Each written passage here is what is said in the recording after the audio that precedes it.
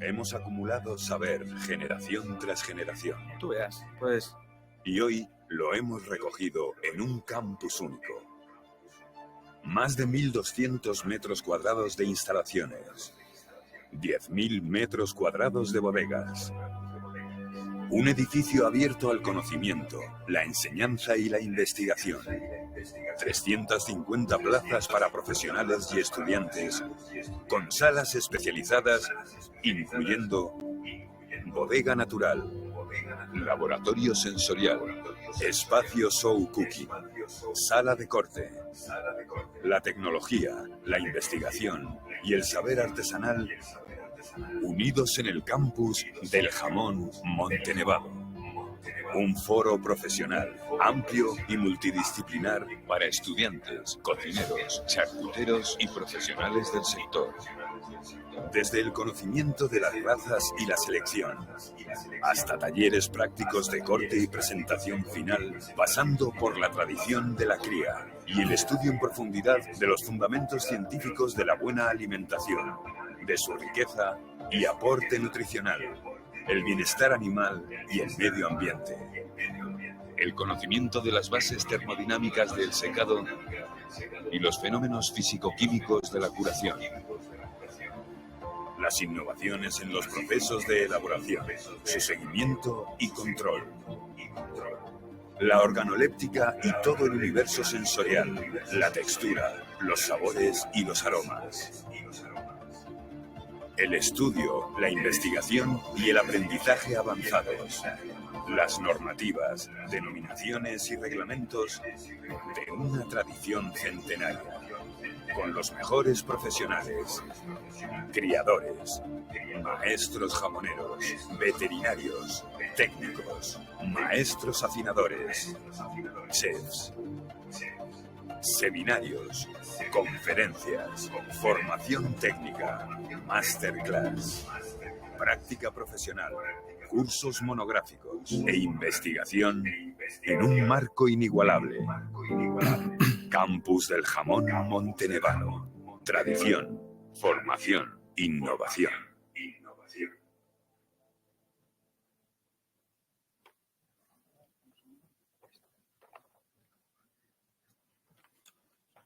Muy bien, pues buenas tardes a todos y vamos a dar comienzo a una nueva conferencia aquí en el Campus Montenevado. Conferencia que lleva por título La exportación y su influencia en la transformación sectorial, un repaso histórico desde el punto de vista del Consorcio del Jamón Serrano Español. Y para ello contamos con su coordinador general, Pedro Rodríguez. Buenas tardes y bienvenido. Encantado. Buenas tardes. Un placer. Un placer. Muy bien. Me alegro mucho de tenerte por aquí a explicarnos un poquito vuestra experiencia. Así procederemos. Encantado. Muy bien. Bueno, pues Pedro, yo creo que han pasado 34 años, si no me equivoco, desde los inicios del consorcio, un grupo creado para la exportación y, bueno, pues esta exportación yo creo que ha promovido un cambio enorme en el sector, ¿no?, en estos últimos años. Y, bueno, yo creo que vas a explicar un poquito en esta presentación qué es el consorcio, cuál es la filosofía del consorcio, por qué surge y demás, ¿no? Tendrá una duración de unos 35 minutos aproximadamente y luego haremos una mesa redonda, un pequeño debate en el que hablaremos de cuáles han sido los principales pasos de este proceso, ciertas curiosidades y, bueno, yo creo que será algo muy interesante, ¿no? Os animo a todos a que vayáis escribiendo todas las dudas que tengáis en el chat para que las podamos resolver al final de la jornada. Y también quería indicar que la próxima conferencia será el 1 de febrero y contaremos con Vicente Rodríguez y Lourdes Arce.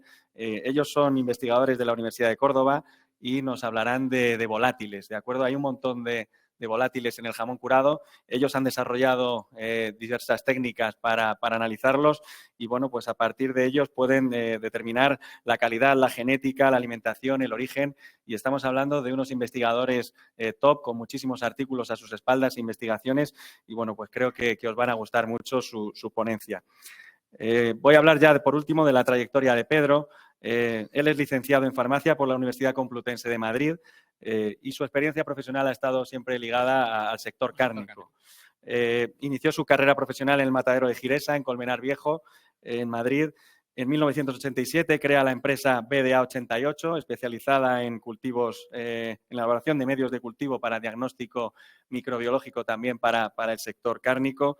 En el año 90 ya se incorpora como director de calidad en el consorcio del jamón serrano y durante estos años, entre otras cosas, pues pone en marcha el plan de calidad y normativa del producto, el plan de auditorías del consorcio, la certificación de calidad, primero bajo la norma ISO 9001 y desde el año 2015 como pliego de condiciones privado. Instauró también el procedimiento de selección de piezas del consorcio del jamón serrano español mediante la inspección pieza a pieza y sellado a fuego, de manera que ya llevan selladas 16 millones de piezas hasta la fecha. 19, casi 19 millones de piezas y, bueno, pues entre otras cosas también participó en la creación del Grupo Cárnico, bueno, que es un grupo de trabajo involucrado en el acceso técnico y normativo para acceder a la exportación a países terceros. Y, bueno, en el año 2003 es designado coordinador general del grupo y decir por último, ¿no?, que es una persona que lleva trabajando, pues eso, más de 34 años en esta actividad, lo que le ha permitido pues desarrollar una amplia experiencia, un amplio conocimiento a nivel de producto, a nivel de industrias, porque ha visitado las industrias más punteras seguramente de este país, industrias que tienen la mayor parte de la exportación de nuestro país y, bueno, ha visto todas las estrategias de producción, de calidad, que seguramente sean las más punteras, ¿no? Así que creo que nos puede aportar mucho su ponencia y muchas gracias, Pedro. Te cedo la palabra. Muy bien. Pues muchas gracias. Muchas gracias, Alejandro. Muchas gracias a la familia Olmos. Muchas gracias a la empresa Montenevado, socio fundador del consorcio, por cierto, en el año 90. El que el consorcio, además, es decir, es una anécdota, mañana cumple 34 años. Mañana, 12 de enero, hace 34 años que se hizo el acta de constitución. Muy bien. Y gracias por hacernos partícipes de este ciclo tan interesante de conferencias que yo también sigo desde el consorcio, muchas veces viniendo aquí. Es muy interesante en esta gran iniciativa que ya os digo que empieza a ser ya una referencia sectorial este tema del campus. Muy bien. Oye, pues si os parece ya vamos con la ponencia que viene muy cargada de datos y de imágenes y de información. Si os parece, efectivamente, este es el enunciado de la ponencia, que me ha parecido, desde que el primer momento que me lo propusieron, me pareció muy interesante, como testigos de excepción que hemos sido en la apertura de mercados y posterior desarrollo de toda la exportación. Bien, la tenemos estructurada, por así decirlo, en 3 bloques, unos inicios y cómo se inició y cómo fue la apertura de mercado, posteriormente cuál fue la aportación y el papel del consorcio en el sector y posteriormente daremos pues, algunas opiniones de cómo ha ido evolucionando en diferentes facetas la exportación, cómo ha influido la exportación en la transformación sectorial, que sin duda ha habido una gran transformación sectorial. Vamos primero con los inicios de la apertura del mercado. Bueno, como sabéis, España firma el acta de adhesión en junio del 85, pero se incorpora el año 86. Ya es el año 88, a finales del año 88, cuando una decisión de la Comunidad Económica Europea, la entonces Comunidad Económica Europea, pues liberaba a España, por así decirlo, autorizaba a España a la exportación de productos de animales vivos, de carne y de productos cárnicos. Pero la decisión no fue a España se le autoriza a exportar, no. Fue una decisión donde lo que entraba en vigor era una inaplicación, dejaba sin efecto la aplicación de controles sobre la cabaña porcina, porque a pesar de estar en la Unión Europea, había habido casos. España, la peste porcina africana entra en junio del año 60 y finalmente la declara la Unión Europea libre completamente de torreo en diciembre del año 95. Son 35 años luchando contra la peste porcina africana. Pero, sin embargo, aplicó un principio de regionalización y la fecha del 14 de diciembre, como dice mi amigo Guillem Burset, que probablemente nos esté viendo, esa fecha debía estar escrita de verdad en letras de oro en todos los secaderos de industrias cárnicas, porque es a partir de esa fecha, con un periodo de carencia de 6 meses, cuando España pudo empezar a exportar. De hecho, en el boletín oficial que transpone esa decisión de la Comunidad Económica Europea, en su artículo 3, especifica los productos cárnicos procedentes del territorio que figuran en el anexo no podrán ser enviados al mercado intracomunitario hasta el 14 de mayo de 89, que es el periodo efectivo de entrada. Aquí, como primera anécdota, Carlos Aranda, consejero agrícola de España en Italia y 2 años antes en Bruselas, en un chibus del año 94, me acuerdo que me contó que él participó en un consejo de ministros. Es una decisión esta que le correspondía a la comisión, pero me comentó que él participó en un consejo de ministros que decidió la apertura para España y para algunos otros territorios de la Unión Europea. No solamente España estaba afectada de peste porcina africana. Y me contó cómo el ministro italiano, en ese momento el ministro de Agricultura español era Carlos Romero, cómo el ministro italiano se cogió tal globo que se subió al hotel y hubo que ir a por él para que la decisión saliera adelante por la votación. se temía, lógicamente, lo que luego sucedió. Lógicamente, que entraba en el mercado un gran competidor como eran los productos españoles. Bueno, como esa decisión implicaba una apertura parcial del mercado, del territorio español. No se abrió todo el territorio, como pone en la diapositiva. Quedó liberalizado toda la parte que queda de la derecha, por así decirlo, toda España, excepto la provincia. Realmente ahí coge un poquito de Zamora. Lo que inicialmente se restringió fue desde Salamanca hasta más o menos Tarifa. Toda la parte de la ciudad, curiosamente, todo el territorio vinculado a los cerdos de cría extensiva, todo el territorio del cerdo ibérico, ¿no? Posteriormente, esta línea, que llaman la famosa línea roja, fue bajándose poquito a poco, ya desde Salamanca hasta los últimos reductos que quedaron, el año 95 fueron los últimos focos, y liberalizaron a España, como he dicho yo, el 1 de diciembre del año 95 quedó libre, que fue a partir de esa fecha donde se pudo empezar a exportar el ibérico y sus productos derivados. Hasta esa fecha el ibérico estaba prohibido. A partir de ahí, lógicamente, bueno, pues fue tal la expectativa que se genera en el sector que se crea el consorcio. ¿Quién lo crea? Bueno, pues el consorcio es una iniciativa privada, una iniciativa empresarial de un grupo de profesionales vinculados al sector agroalimentario. Yo recuerdo todavía el nombre, AgroSPC, que, bueno, vieron la oportunidad, trabajaron sobre ella, fueron a hablar con el ICEX, les dijeron que esto era muy importante, que había una gran oportunidad para el sector cárnico español, les convencieron de dotarlo de fondos, de apoyo, de promoción, etcétera. Y este proyecto fue luego trasladado a las diferentes asociaciones que lo vieron con muy buenos ojos y actuaron de dinamizadores realmente del proyecto, informando a todas las empresas, en este caso, recordaros, era Socarne, AICI y FECIC, informando a todas las empresas que había una oportunidad, que se iba a crear un consorcio organizado, un poco como teniendo como modelo el consorcio de Parma, con una norma de calidad, etcétera, etcétera, y que era una oportunidad para abordar el mercado exterior. Este fue un poco el origen del consorcio, ¿no? Que, como digo, 12 de enero del 90 se firma el acta de constitución, que la firman las asociaciones. Las actas de constitución son los presidentes de las asociaciones que firman el acta de constitución. Ahí, sin embargo, la junta directiva, aquí tenemos un pequeño resumen de la primera junta directiva, con personas, fijaros, las personas que figuraban entonces, bueno, pues líderes del sector, personas muy conocidas, muy vinculadas toda la vida al sector, y luego el listado de empresas fundadoras que accedieron en acta de primera relación. Pues fueron hasta 33, realmente fueron 32, ahí se nos ha colado Rioja Iberia, que habría de ir en el grupo más abajo, de la 34 a la 37, lo he dividido así porque las últimas se sumaron como 2 o 3 meses después, pero ahí figuran las 32, 33 primeras empresas fundadoras. Como veréis, a muchos no sonará, a otros sí. Hay muchas que han desaparecido, otras que han sido compradas, que han sido fusionadas, etcétera. Otras han cambiado de nombre. Bueno, de hecho, Grupo Navidul no se llamaba así, se llamaba Manuel Díaz Ruiz. Esperia Alimentación es el actual Argal, por poner alguna como ejemplo, ¿no? Y están en rojo las que hoy todavía continúan como empresas fundadoras, entre las que podéis ver la que en el número 24 es esta casa, ¿no? Bueno, pues la verdad es que ahí se ve un elenco de empresas muy importante. En ese momento representaban una parte muy importante del sector, tanto a nivel de fabricación nacional como de exportación. Todas fueron visitadas, a todos los conocí, a todos los responsables de las plantas, y la verdad es que fue un momento realmente fue un momento apasionante.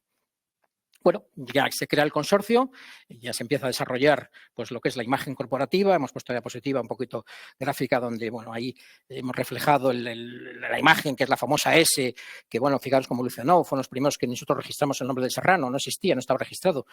Y la evolución que hemos tenido a nivel de imagen, algunos lo recordarán, pero estando Jamones Segovia de presidente del consorcio el año 2002, la etiqueta del 2003 fue una etiqueta promovida y también aprobada y tal por entre ellos, estando presidente Jamones Segovia. Como veréis, cambia el epígrafe de abajo a Serrano Español, como consecuencia de la apertura de TG, como se puede hacer en toda Europa. Consideramos apropiado poner debajo del logo gráfico, una marca mixta con gráfico y con texto, pues poner Serrano Español, ¿no? Y luego la evolución que ha tenido la parte de la derecha es la última etiqueta que hemos creado, que, bueno, que consideramos que es una etiqueta mucho más explicativa, más ilustrativa. Esta es la actual relación de socios. Actualmente somos 24. Bueno, lo ponemos así porque es como lo tenemos también un poquito en la web. Muchos le llaman lo que es la ruleta de la fortuna, lo que es el consorcio, ¿no? Está bien, ¿no? Y bueno, este grupo de CIROS que actualmente representa el 66,12% de la exportación, no todo bajo la contramarca del consorcio, ya quisiéramos, es el 66,12% de la exportación, que es notable. 2 de cada 3 jamones que salen de este país lo hacen las empresas del consorcio. Fijaros el grado de vinculación con el mercado exterior que tienen actualmente este grupo. Pasamos ya a la que es, bueno, en definitiva, la aportación que hizo el consorcio, bajo nuestro punto de vista, a toda la dinamización de la exportación. Bueno, ¿cómo actúa el consorcio? Empezamos un poco examinando la cadena de valor. Bueno, actuamos en lo que es la parte de calidad, pues entendemos que actuamos en la materia prima y la producción. La materia prima, hasta donde tenemos establecido la exigencia en las especificaciones de control, lógicamente la producción a través de nuestras auditorías. No intervenimos ni en la venta ni en la logística, es decir, esto es un consorcio de promoción, no es un consorcio de ventas. Nunca lo ha sido. Algún socio dice, por eso hemos sobrevivido, porque no somos un consorcio de ventas, ¿no? Bien. Y luego, a través de los canales de distribución, consumidor, relaciones públicas, a través de toda nuestra política de promoción, que bueno, conlleva aproximadamente 2/3 de nuestro presupuesto. Actuamos y elaboramos, no, por así decirlo, heredamos una norma de calidad que se trabajó para el mercado americano. He de decir, y hay que ser justos, que esta norma de calidad fue trabajada por 2 técnicos del sector. Uno fue Julio Tapiador, que trabajaba en Navidul, y otro fue Pepe Flores, que ayudó en esos momentos a la confección y a la elaboración, a la definición de la norma de calidad del consorcio, basada en mínimos, bueno, también muy, digamos, muy vinculada, muy imitando un poquito lo que tenía el consorcio de Parma, que en ese momento y sigue siendo una de nuestras referencias, y con parámetros en forma de mínimos, insisto, consensuada luego por todas las empresas. Yo todavía recuerdo haber visto algún papel por el consorcio donde se le pidió opinión a las empresas de qué era un jamón de calidad entonces para cada empresa cumplimentó un registro y me gustaría que veáis la respuesta. La media salía en 8 meses de curación, más o menos, ¿no? Aquí luego lo establecimos en 9, actualmente estamos en 12. Bueno, tampoco es que sea, nos vamos a seguir en la curva de velocidad, pero bueno, en ese momento, yo si os digo, el año 90-91, cuando empezamos las primeras inspecciones, me costaba encontrar un jamón de 9 meses de curación, salvo excepciones. Quizá esta casa sea una de ellas, pero en general me costaba encontrar un jamón de 9 meses. Aquí hacemos un resumen un poco de nuestras actuaciones en calidad. Bueno, hemos puesto la curva de calidad frente al tiempo. ¿Qué os tengo que decir? Que no sepáis. A medida que pasa el tiempo, hasta que se finaliza el proceso de secadero y envejecimiento, el jamón va cogiendo, se va haciendo producto, va cogiendo o se va haciendo en calidad. Y es en esa fase donde el producto está terminado, a partir de las 52 semanas, que es cuando el productor nos presenta el producto, donde interviene, tenemos una foto de nuestro amigo Juan Carlos, donde interviene lo que es, nosotros entendemos que es una de nuestras actividades clave, ¿no? Es la selección pieza a pieza. El jamón, queramos o no, nosotros consideramos que hay que pasarlo por la mesa. Es decir, a pesar de que haya cumplido con los diferentes registros, ya ha cumplido un proceso. Un jamón no es una merma, un jamón no es un registro. Un jamón ni siquiera es un producto que está en vuestro catálogo comercial. Un jamón es algo mucho más que eso y es un producto que lleva vuestra marca y que ha de salir al mercado, entendemos que absolutamente a punto. Una vez finalizada esa selección a mano, el jamón es sellado a fuego en la corteza y se comercializa con este distintivo en el mercado exterior. ¿Qué es lo que nosotros aportamos? Por tanto, pues queremos trabajar y facilitar un producto homogéneo, seguro, con ausencia de efectos externos, con un mínimo de contenido graso, ¿no? Porque esto es muy importante, con la guerra de la grasa, también en la exportación, con una textura lo más a punto posible, en función de la adecuación a la referencia comercial que nos dicen. No es lo mismo la pieza, que os voy a contar, que el centro, que un jamón para que se lonchea, que un bloque, etcétera. Y por lo tanto queremos aportar y transmitir a la empresa rigor en este proceso. Bueno, ahora viene una serie de infografías que tenemos y que utilizamos, que les damos a los socios para que, bueno, ellos los utilicen de cara a lo que son la información con los importadores, con los clientes, etcétera, y por darles una situación, decir, bueno, el consorcio, ¿qué significa en el sector? Bueno, pues queremos estar un poco en la parte alta de la pirámide en cuanto a temas de calidad, ¿no? En cuanto a tema de calidad, esta es otra infografía también que tenemos para los socios, donde, bueno, nos venimos a explicar que el jamón de cerdo blanco viene a ser aproximadamente un poquito menos, un 90% aproximadamente de lo que se realiza en España y cerca del 95% de lo que se exporta, con una serie de elementos diferenciales que explicamos, jamón con serrano frente a la norma del serrano y frente a otras especialidades. Aquí tenemos otra de parecida en comparativa con los jamones, sobre todo de especialidades europeas que tienden siempre a compararnos, ¿no? Es decir, oye, ¿en qué diferenciáis del Parma, del Bayona, del San Daniel, etcétera, ¿no? Son infografías muy útiles que utilizan los comerciales. Bueno, y aquí mostramos lo mismo, ¿no? ¿Cuál es el producto que el consorcio está sellando, está validando, está tutelando? Pues la pieza, que va a menos, lógicamente, o que se exporta, yo diría que en torno a un 3 o un 4%, el centro deshuesado, la evolución que sube el centro deshuesado hacia medios centros y hacia blocks, y por supuesto los loncheados, bien como multiproducto, bien como monoproducto, ¿no? Bajo la imagen que tenéis arriba, que es la nueva etiqueta de control que se diseñó y se está aplicando ya desde el año pasado. Aquí tenemos también un resumen de nuestra actividad, la más importante, por así decirlo, por lo menos en cuanto a cuantía, ¿no? Que es, bueno, pues todo lo que es la actividad de promoción, la asistencia a ferias, el tema de la formación, la utilización de todo el canal multimedia, los chefs, los prescriptores, las degustaciones. Nos gastamos mucho dinero en degustaciones en el exterior. No hay mejor forma de dar a conocer un producto que dándolo a probar. Y nos gastamos mucho dinero en esto, en las degustaciones, en apoyo a los socios en sus clientes. Aquí tenemos una diapositiva muy interesante, ya entrando en los mercados, que es la cronología de apertura de mercados. Como he dicho, el año 88 es una decisión de la Unión Europea, el año 89 es la exportación efectiva. El año 89, la primera feria agroalimentaria, que es la Nuga del 89, coincide con el año impar, fueron y asistieron 4 jamoneros. Me acuerdo de 3. Ventulá, Jamones Gallén, Jamones El Castillo y no recuerdo el cuarto. Pero fijaros, ya empezaba la gente con cierta inquietud, la gente que las empresas mostraban ya cierta vocación exportadora. El consorcio se crea en el año 90 y de todo esto, bueno, aquí deciros que lógicamente, como parece lógico, la apertura, la exportación de verdad, esto es mercado doméstico, la Unión Europea es mercado interior, fuera es realmente la exportación, la que realmente valora el Estado, ¿no? Donde entran divisas. Bueno, pues el primer mercado es el año 92 con una gran colaboración, una iniciativa del consorcio, eso lo diré luego, pues lo explicaré luego. Pero de toda esta apertura que fue, lógicamente, pues poco a poco no se abre en todos los países, ni mucho menos. Aunque la Unión Europea no se había reconocido el libre peste porcina africana, muchos países no. Y aunque la OIE decía, lógicamente, la Oficina Internacional de Epizotías decía que España estaba libre, bueno, pues había países que así no lo entendían. Se fueron abriendo poco a poco, gracias, lógicamente, a la iniciativa del sector y con la ayuda de la Administración. Y yo de esa página destacaría 3 mercados, fundamentalmente. El mercado americano, en el año 94, se abre después de terminar el protocolo que el Ministerio, junto con el Ministerio de Cultura, junto con los fondos del sector, terminó y demostró la inviabilidad de determinados virus en productos curados.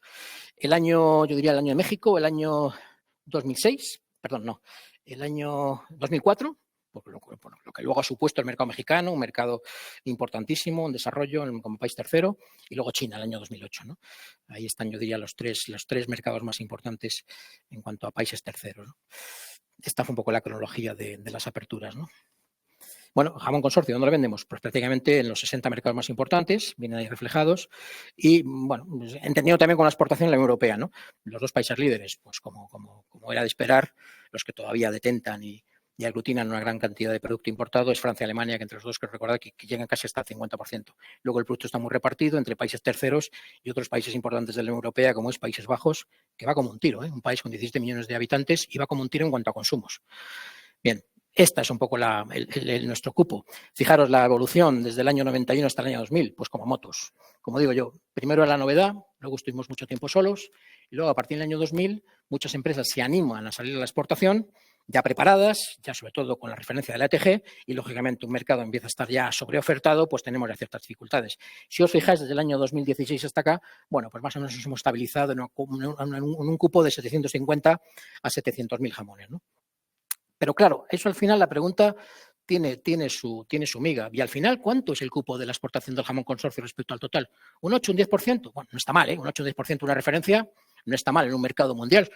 Pero realmente no. Nosotros la explicación que damos es que si aproximadamente sobre 10 millones y medio, este año nos vamos a ir casi a 12, pero sobre 10 millones y medio de piezas que exporta España, nosotros tenemos una estimación que aproximadamente, luego pondré una filmina de esto, una diapositiva, madre mía qué antiguo soy, filmina, jamones y paletas ibéricos, pues son casi un 5% de jamón curado, jamón que no tiene por qué ser peor, simplemente no ha sido sometido a certificación.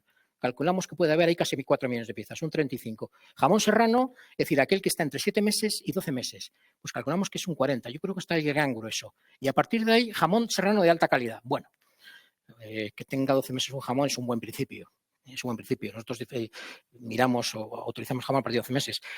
Creemos que puede ser un cupo en torno al 20%. De ese 20% que hablamos aproximadamente de 2 millones de piezas, un poco más, el consorcio tiene un cupo de 750.000, con lo cual, en el fondo, hablar de un 35-50% del mercado o del nicho de calidad no está tan mal. Esto realmente es la posición que actuamos, no realmente un 8%. Nosotros no competimos con el ibérico ni con el curado. Bueno, esto es lo he puesto como un modelo de la información que le damos a los socios, información de una de las facetas del consorcio del que estamos más orgullosos, porque yo creo que son cifras que desde hace muchos años, por la experiencia, están muy trabajadas, libres de errores y donde, bueno, seguimos observando mucho error en los operadores, mucho error. Y es una forma, el formato en que damos la información de las estadísticas de exportación a los socios con un montón de datos. Aquí, bueno, en este caso, ponemos lo mismo, actualizado este año. El último dato ha sido de octubre, pues esto es de este año precisamente, y si veis a la izquierda el ranking de exportación de países, pues Francia y Alemania sigue siendo el gran tirón, siendo los grandes países de grandes consumidores, casi ellos, cada uno de ellos aproximadamente se va a final a unos 12 millones de kilos, 11, 10, 12 millones de kilos, ¿no? Luego está Portugal, fijaros Italia, parece mentira, ¿quién lo iba a decir, no? Si esto lo sabe, el ministro no se va enfadado. Al final se queda en el cuarto puesto, no está mal, Estados Unidos, China, México, Japón, bueno, los mercados más interesantes. Hay otros que sorprenden, ¿no? Fijaros Ucrania, ¿no? Cómo está y qué capacidad de importación tiene todavía. Brasil, Andorra, que es un reducto, bueno, pues donde todavía se vende muchísimo jamón español, pero, en fin, estas son las cifras.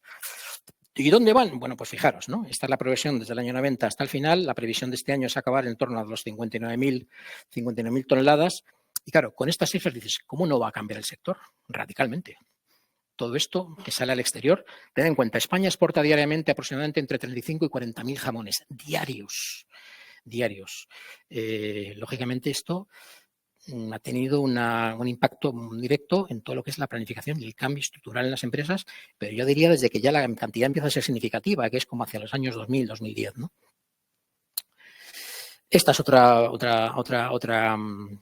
diapositiva que pongo con estadísticas desde que se inició la exportación. Fijaros, sobre todo, esta la he puesto porque llama vuestra atención la columna del todo de la derecha, lo que sería el precio medio. Fijaros los precios de cuando esto se empezó, evidentemente eran otros precios de materia prima, de costes, etcétera, ¿no? Pero al final, bueno, llegamos a que estamos en el 8, 9, 9 y pico, 10, creo es 10,84 este año, mes de octubre. En nuestra opinión, se debería vender un poquito más alto. Algo no estamos haciendo bien. Os diré, el jamón italiano está sobre los 12-20 y el jamón de Parma está cerca de los 20 euros kilo. Tenemos que hacer un esfuerzo en vender un poquito mejor.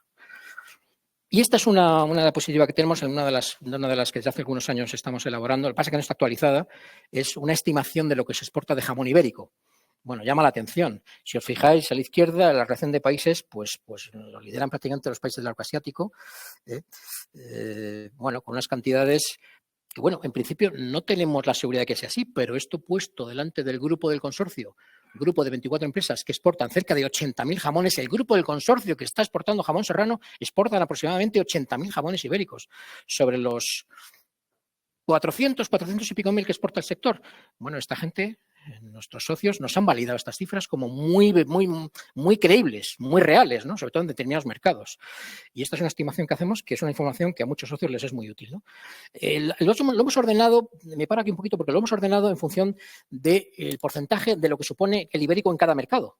Es decir, ¿dónde se exporta más ibérico en función del consumo de ese mercado? Singapur, bueno, Hong Kong es que no es. Hong Kong para mí es, no sé cómo decir, es como una especie central de ventas, ¿no? Es un país donde llega el producto y se reexporta, ¿no? Pero bueno, Corea del Sur, en China, empieza ya a ver Estados Unidos, Andorra, Japón, México. Bueno, y Francia, que es el número 1, Francia debe estar ahora mismo consumiendo el orden de 400 toneladas, seguro, 400.000 kilos, pues sobre el gran consumo que es, pues es aproximadamente un 3%, ¿no? De lo que se exporta a Francia, un 3% pues el jamón ibérico. En fin, esto les ayuda mucho a los socios sobre todo a implementar y a diseñar estrategias frente a su producto.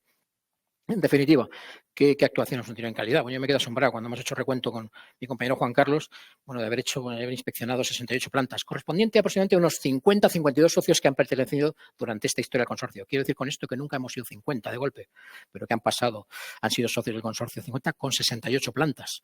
Es decir, muchos socios aportan más de una planta de producción, 5.000 y pico inspecciones, 400 auditorías, 200 toneladas, casi 30 millones de piezas han pasado por nuestras manos. No directamente, pues también trabajamos en régimen de autocontrol, faltaría más, pero es una cantidad notable.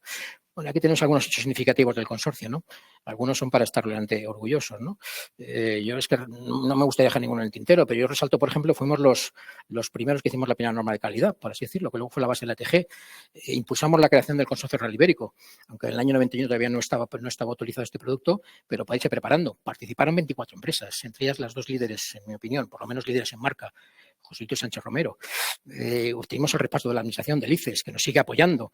Para nosotros trasciende mucho más lo que es el apoyo económico, es el apoyo, yo creo, estratégico e institucional, muy importante, ser el plan del ICEX para exportación. El consorcio inició los trabajos para poner en marcha una comercializadora, sabiendo que era un consorcio de promoción, se quedaba cojo el proyecto. Y entonces, bueno, pues desde la gerencia impulsamos la creación de este consorcio de ventas, que estuvo constituido por 15 empresas, que, bueno, funcionó los 4 o 5 primeros años. Os cuento una anécdota. 6 personas, yo diría 6, que yo recuerdo perfectamente, era un ruso, un inglés, un irlandés, una secretaria que vivía en Fuenlabrada y un chico que era un contable de León, pues en un año vendieron 600.000 euros, ¿eh?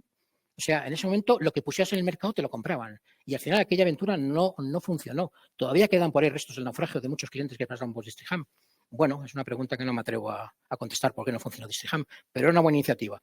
El consorcio intervino decisivamente en el mercado para abrir el mercado argentino. Fueron los directivos del consorcio junto con Asocarne y con directivos del Ministerio de Agricultura los que se expresaron a Buenos Aires a hablar con el SENASA y abrir el primer país tercero. A partir de ahí empezaron a caer el resto de países. Nosotros formamos el Grupo Cárnico, el que actualmente se llama Grupo Cárnico. La primera junta directiva fue en octubre del 97 en la sede del consorcio. Me acuerdo, con Carmen Timmermans, que ahora ha sido consejera hace poco en París y que se acaba de jubilar. Esto es lo que ha derivado en el actual Grupo Cárnico. Llevamos ya 89 reuniones. La primera en el consorcio en el año 97. Fuimos Premio Alimentos de España, que siempre está bien que te premien y te reconozcan. Somos asociación reconocida por la Administración. Me parece que hay 86 asociaciones de todos los ramos reconocidas. Una de ellas es el consorcio. Nos ayudan con ciertos gastos de estructura. Tenemos un acuerdo con SGS para validar nuestros procedimientos de calidad. No es aquello de decir, bueno, el consorcio que tiene un departamento de calidad, que bueno, ellos pues actúan a su libre albedrío. No. Lo que decimos que hacemos nos lo refuta SGS. Somos los impulsores del actual consorcio del chorizo español. ¿Por qué? Bueno, porque desde la perspectiva de los socios, ellos entendieron que los embutidos curados, que se exportan, no en valor, pero sí en volumen, más que el jamón, era también un elemento exportable y muy importante poner en marcha. Trabajamos juntos en la misma sede. Tenemos un acuerdo con el consorcio de Parma en promoción en Australia. Hace mentira, dice, joder, os habéis asociado con Parma, que es el enemigo. No es el enemigo, es el gran rival, es el espejo a mirarnos. Llevamos 5 años trabajando con ellos en Australia y nos va de maravilla. Cualquier reunión con Parma es aprender. Y acabamos de renovar el contrato. Y el último, que está calentito, como suele decir, recién salido del horno, es la dotación que nos ha dado la Unión Europea de 3 millones de euros a 3 años, junto con la Acción de Origen Cava, para promocionar el jamón en mercados tan interesantes y tan prometedores como es Estados Unidos y Japón. 600.000 euros irán a Estados Unidos, 400.000 euros irán a Japón. Y la última, donde Alejandro ha hecho una presentación y en la presentación lo ha comentado, pues llevamos ya casi 19 millones de piezas selladas, ¿no? ¿Es mucho, es poco? Nos gustaría más, lógicamente, ¿no? Pero creo que no está nada mal. Bueno, una infografía más un poco que nos resume la actividad del consorcio.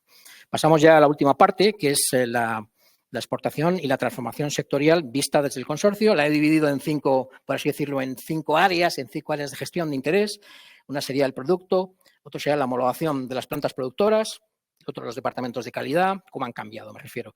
Otro la especialización comercial, los departamentos de exportación. Y una última, que si da tiempo la comentamos, que es la administración, que nos ayuda, nos lleva y que también sufrió una gran transformación.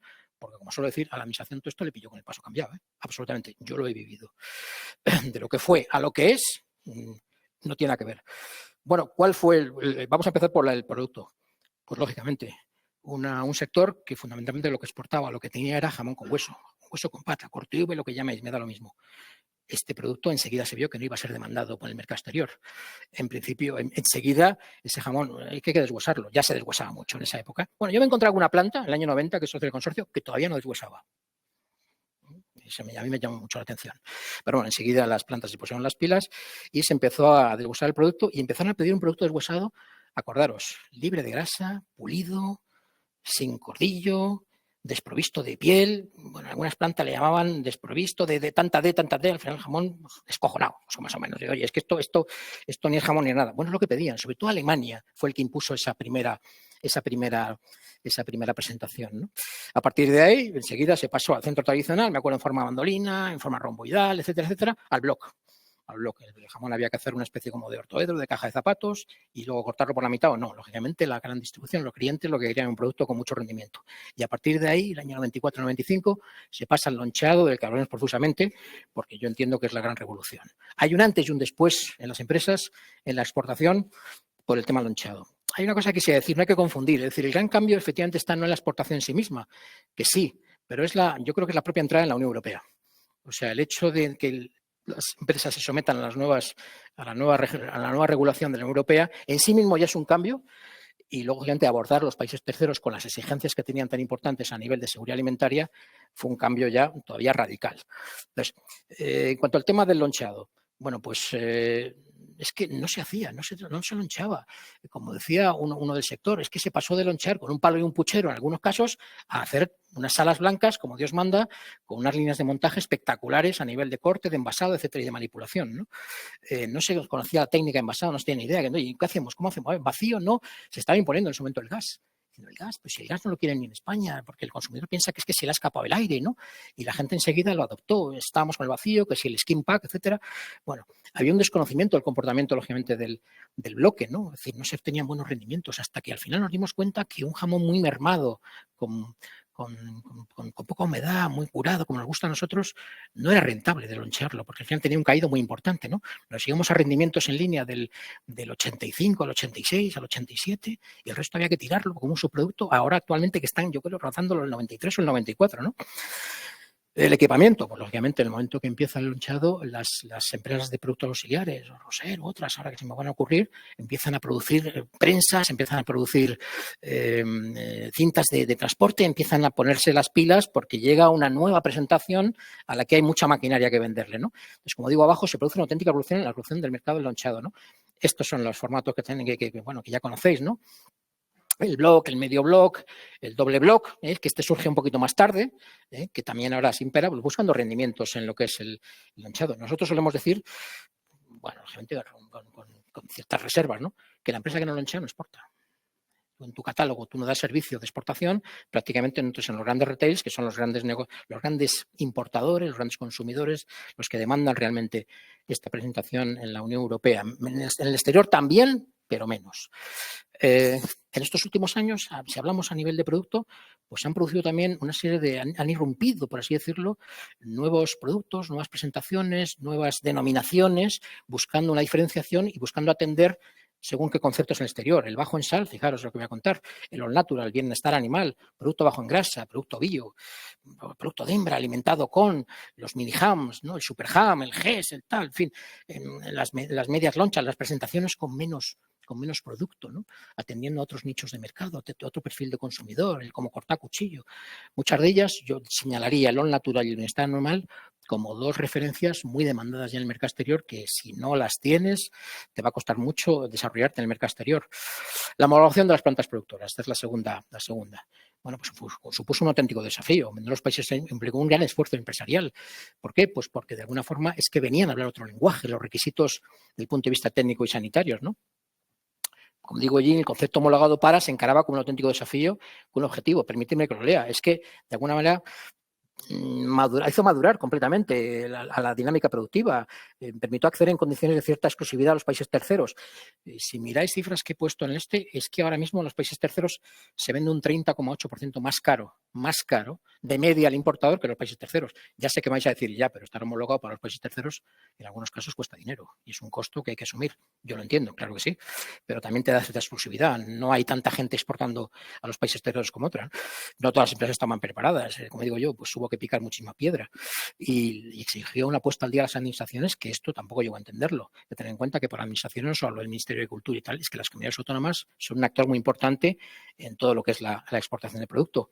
Las primeras homologaciones, yo me acuerdo, Argentina, ¿quién no se recuerda con la monografía descriptiva, el flujo productivo? Eran prácticamente documentales. No hubo visitas hasta que realmente quizá la homologación con los Estados Unidos fue la que puso más de moda el tema de las visitas y la que realmente elevó el listón y puso el límite, por así decirlo, de cumplimiento con la cultura de la exigencia de las homologaciones USA, ¿no? Muy pocas empresas estuvieron homologadas para ese mercado al principio. Recuerdo algunas del consorcio, Navidul, Redondo Iglesia, etcétera, ¿no? Actualmente hay más. Actualmente hay cerca de, me parece que hay 17, ¿no? 17 transformadores. En el consorcio hay 9. Por lo tanto, esto marcó dos niveles, claramente. Las empresas que únicamente se quedaban para el mercado interior, para el mercado de la Unión Europea, y las que miraban con un cierto desafío, esta fue una de las casas que miró con cierto desafío, la exportación a los países terceros. Era hablar otro idioma y hablar otro mundo. Y tener la empresa preparada a otros niveles. La exportación provocó muchos cambios estructurales, no solamente, al hilo también de lo que es el consumo en el mercado nacional, la provisión de producto, pues, lógicamente, recibir producto, pues empezaron ya a hacerse, lo que digo yo, el producto no conforme. Antes prácticamente se desechaba el producto que no estaba en rango de peso. No, empezaron a sacarse una serie de documentos que plasmaban o exigían unos ciertos requisitos a la hora de recibir el producto. En salazón, pues lo mismo, ¿no? Salazón, en los países terceros no veía muy bien el tema de la salazón en pila, por ejemplo, ¿no? Se automatizó, se hizo mucho más operativo. El postsalado, sequeje, moderación, pues los secaderos fueron mejorando poco a poco y salieron tecnologías y sobre todo casas muy afamadas, ¿no? Se me ocurre ahora mismo un Travaglini, ¿no? Todo el mundo hablando de Travaglini, ¿no? ¿Has puesto Travaglini? Como una de las firmas importantes y de prestigio, ¿no? En cuanto al producto, pues rápidamente el producto evolucionó y ahora mismo un jabón de calidad, vamos, a partir del año 15 meses, 18, es decir, el producto fue ganando tiempo, ¿no? Yendo más tiempo. Las empresas para dar un producto de más calidad, la manipulación, que decir lo mismo, ¿no? Cambió completamente el concepto del deshuese, ¿no? Ahora cada vez está más automatizado, el lonchado ya lo hemos comentado. El boom del ibérico, pues lo mismo, nos pilló también. Vivimos el boom del ibérico y la parte en el que tuvo influencia para lo que es la exportación, la concentración empresarial últimamente, ¿no? Yo he vivido 4 o 5 fusiones gordas. La primera, recuerdo, Campofrío con Navidul, por ejemplo, ¿no? Que ya Campofrío, con Navidul había comprado Revilla, Campofrío y Oscar Mayer, y a partir de ahí ahora tenemos el grupo Costa, ahora lo que ha ocurrido con Argal, hemos sufrido el Costa Brava también, que ha sido también una compra de FAR y alguna otra más, en fin, el sector se está concentrando, se está haciendo más grande, cada vez hay unos actores más grandes y esto les permite abordar lo que es la exportación. Departamentos de calidad, pues esto sí que lo he vivido yo en primera persona, ¿no? No existían apenas departamentos de calidad, entendidos como tal en los años 90, no existían, eran departamentos técnicos en su caso, ¿no? ¿Y quién los formaban? Pues gente recién licenciados en veterinaria, lógicamente en carreras de ciencias, bueno, que accedían al mercado laboral y con cierto conocimiento pues daban apoyo un poco a lo que es la dirección, la técnica, etcétera, ¿no? Pero bueno, ya empezaron en los años 90 a desarrollarse los manuales de calidad, ya empezó a hablar ya no de control de calidad, de gestión de calidad, porque el control de calidad que había que era pues casi unas analíticas de producto y poco más, ¿no? Es decir, ¿qué producto hace? Bueno, pues miro un poco la sal, miro tal y poco cual. Por supuesto, nada en temas de seguridad alimentaria, ¿no? La listeria monocitógenes, la alimentaria. ¿Alguien se acuerda de la conferencia de consenso sobre listeriosis en León en el año 92? Bueno, aquello cambió el panorama. Lo organizó el Ministerio de Sanidad a raíz del trayazo que pegaron los franceses con carne de Guichon y los grillettes, que son una especie como de paté. La carne de Guichon es como una especie de cecina de vacuno, y pegaron un leñazo, sobre todo en las provincias de ultramar, que me parece que hubo 62 muertos. Aquello tomó nota rápidamente el Ministerio, Juan Francisco Polledo organizó aquello y fue un espectáculo aquella conferencia, y a partir de ahí cambió el paso y cambió la forma de percibir este patógeno que nos comprometía la viabilidad y la exportación de los productos al exterior. La irrupción de las normas ISO, las IFSBRC, importantísimas, que además les pasaron por la derecha la ISO 22000, ¿os acordáis? De seguridad alimentaria. ¿Por qué? Porque la ISO, la BRC y la IFS, si no la tenías, te limitaba comercialmente. La otra no. Entonces, ha sido un antes y un después también. Y lo digo, fija, el tema del departamento de calidad, yo soy de los que mantengo que no es lo mismo la calidad que la seguridad alimentaria. No es lo mismo. Pero inevitablemente la dirección le carga, lógicamente, como debe ser, le carga al departamento de calidad de esta actividad. Bueno, pues porque son los más cercanos a esta cultura, probablemente, ¿no? Yo soy de los que pienso quizá que con el tiempo adoptaremos o crearemos a las direcciones de una higiene, de la gestión de higiene en la empresa. No es lo mismo la calidad que la seguridad alimentaria, bajo mi punto de vista. Y desde aquí reclamaría, yo diría, a los departamentos de calidad hay que darles de mayor dimensión. ¿Cuántas veces yo estoy en las plantas, verdad, Juan Carlos? Estamos en las plantas que nos suelen atender los departamentos de producción, pero históricamente, ¿no? Y estás por un pasillo, vas viendo, vas a un secadero y de repente, oye, ¿quién son aquellas chicas que van con la bata? Son las de calidad. Yo reivindico desde aquí, primero, que deben de tener mayor rango, mayor jerarquía, de que deben de participar incluso en lo que son los comités de gestión, porque es un departamento fundamental. Para mí, calidad es desde que aparcas en una planta hasta que sales, a cómo te atienden, a lo que es el producto, ¿no? Todo esto ha cambiado. Era la gestión de la calidad, ahora se habla de la calidad de la gestión, ¿no? Pero bueno, por ahí yo creo que nos queda mucho por hacer. Hay que dotarnos de más recursos y mayor valor, ¿no? Y yo también echo de menos una mayor especialización práctica. Creo que la gente de calidad está sobrecargada de trabajo documental. Nosotros conocemos técnicos que no pisan las plantas. Que no pisan, cuando digo no pisan, desde bastante trabajo tienen, ¿no? Pero yo creo que tienen que tener mucho más contacto con el producto. Cortar, abrir, probar, mirar, cambiar, etcétera, etcétera. Pero es verdad que muchas veces no es culpa de ellos. Y conocemos casi todos y muchos de una gran dimensión. Pero es verdad que muchos que si les vemos en su oficina o en su despacho o por teléfono. ¿Verdad, Juan Carlos? Te lo digo a ti porque tú esto lo has mamado conmigo. Bueno, vamos a hablar, si queréis, un poquito rápidamente de lo que es la norma europea. Alejandro lo nombró en el título. Pues bueno, bien, el tema de la ETG. Sufrió 2 reglamentos, si recuerdo el 2082 y luego el 509, ahora es el 1151, tan famoso para el que está un poquito encima de estas figuras de calidad. Sabéis que la Unión Europea tiene programas muy importantes de promoción de estas figuras, le interesa sobremanera ponerlas en el mundo en boga y, bueno, pues de más a menos sabéis que son las DOPs, las más exigentes, luego las IGPs y luego las ETGs. El jamón serrano fue ETG en el año 98. Se hizo la primera propuesta, se publicó en el BOE en el 12, y al final fue una realidad efectiva a partir de marzo de 2002. Hubo una serie de recursos, una serie de ajustes, etcétera, ¿no? Bien, y está en el mercado desde el año 2002, perdón. Bien, ¿cuál fue la aportación positiva normativa y negativa de la norma? En nuestra opinión, aquí se refleja, ¿no? Dejadme que lo lea. Bueno, acercó al sector a la primera norma de calidad con conocimiento en la Unión Europea. La primera norma no oficial la hizo el consorcio, la oficializaron a través de la ETG. Hay que tener en cuenta que no existía una norma oficial para la fabricación del jamón serrano en España. Es curioso, no existía. Bueno, forzó a los fabricantes a operar bajo unos mínimos de esquemas de calidad, efectivamente. Es decir, había prácticamente, lo que digo yo, pues luego seguido, ¿no? Promovió la cultura de que hay que escribir lo que se hace, hay que documentarlo, hay que hacer registros, hay que trabajar. En ese sentido, las empresas, por así decirlo, se pusieron las pilas y eso se agradeció en lo que son los controles, la comprobación de las trazabilidades, etcétera, ¿no? Y movilizó a las empresas hacia la exploración bajo un amparo normativo. Muchas empresas que decían, oye, que ya contamos con un referente, con o sin consorcio, pero tenemos un referente oficial que tiene mucha fuerza comercial, por cierto. Y la negativa, en mi opinión, se hizo una norma muy laxa. Una norma para que lo cumplieran muchas empresas. Ya sabéis lo que yo suelo decir, ¿no? Cuando se hace una norma para que la cumplan todas las empresas, o la norma es muy mala o el sector es muy malo. Me inclino a pensar que es la norma, que en el sector hay gente que hace las cosas muy bien. Mayoritariamente se hacen muy bien.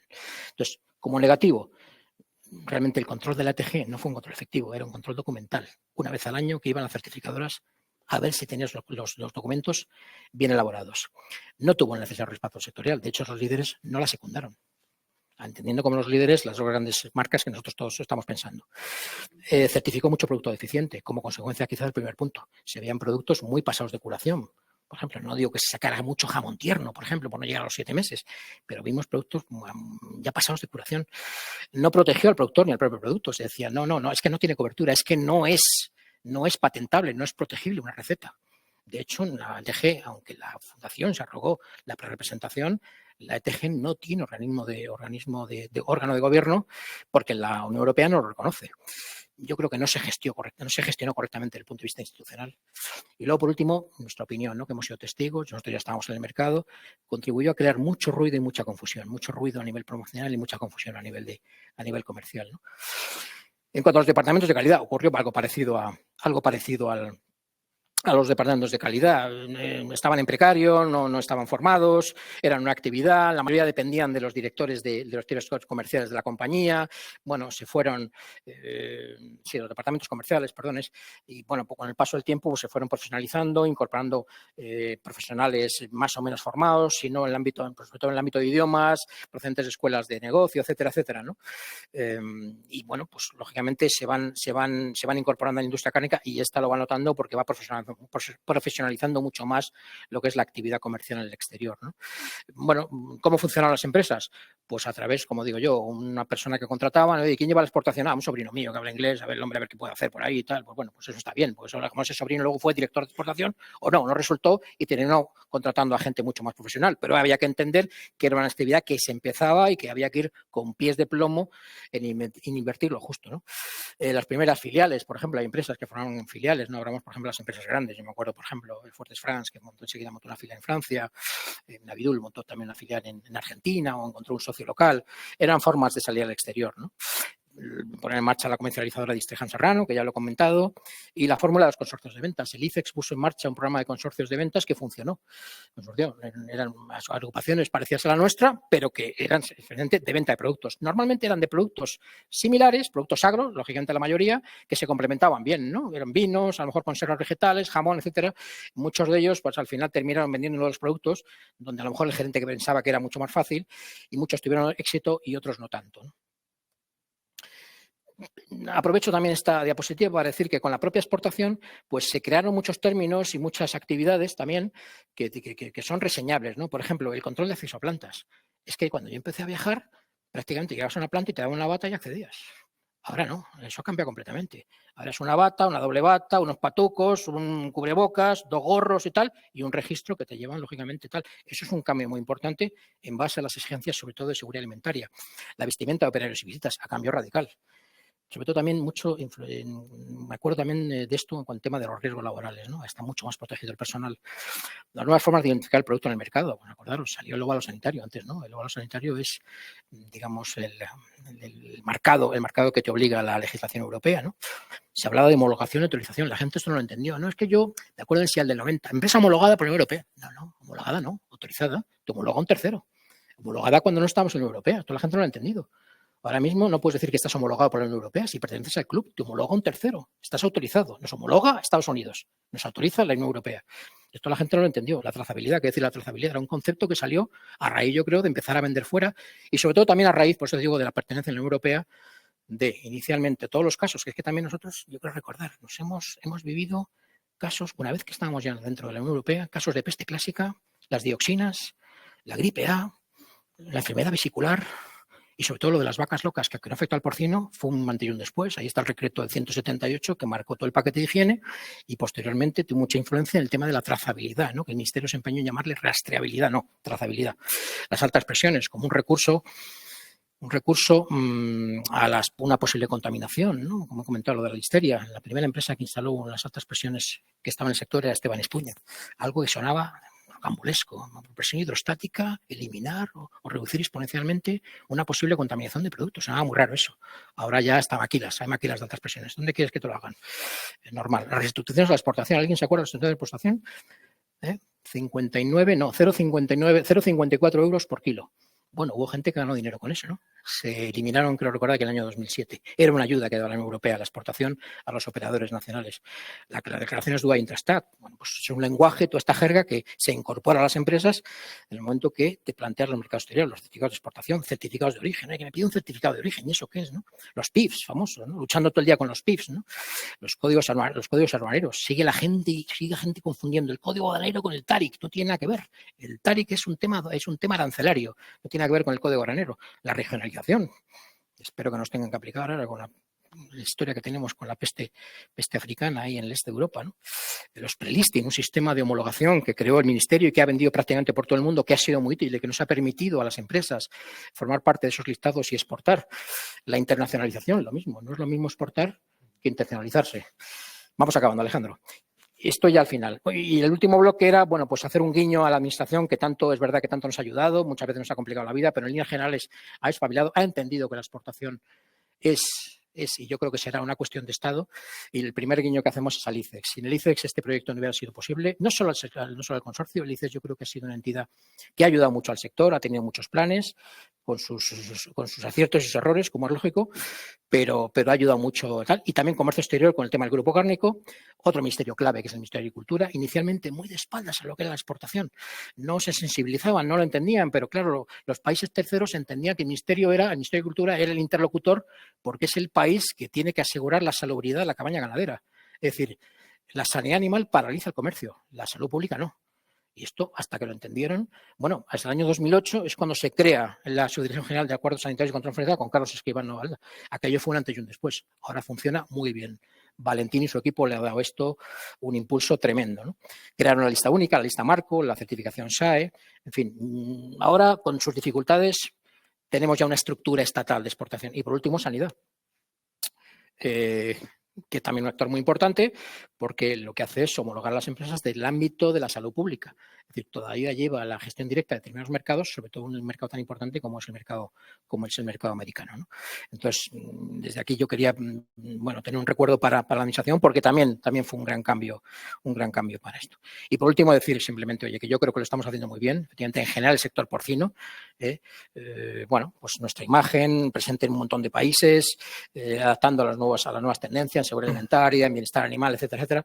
Y en cuanto a producción, pues qué deciros, fijaros, el sector el año pasado exportó no exactamente 8.400, 8.200 y pico millones de euros, de los cuales aproximadamente son 1.500 son de producto transformado. Y de ese producto transformado el 60% es embutido y jamón. España exporta embutidos y jamones. El resto son productos cárnicos de menor valor, de menor cuantía, con no tanta imagen país, que es un poco lo que valora el ICEX. Y hay que seguir. Y esto no acaba. Y esto no acaba. Han pasado muchos años, pero yo creo que el mercado exterior está ahí. Y nada, daros las gracias después de este pedazo de chapa. Muy bien. Muchas gracias, amigos. Estupendo.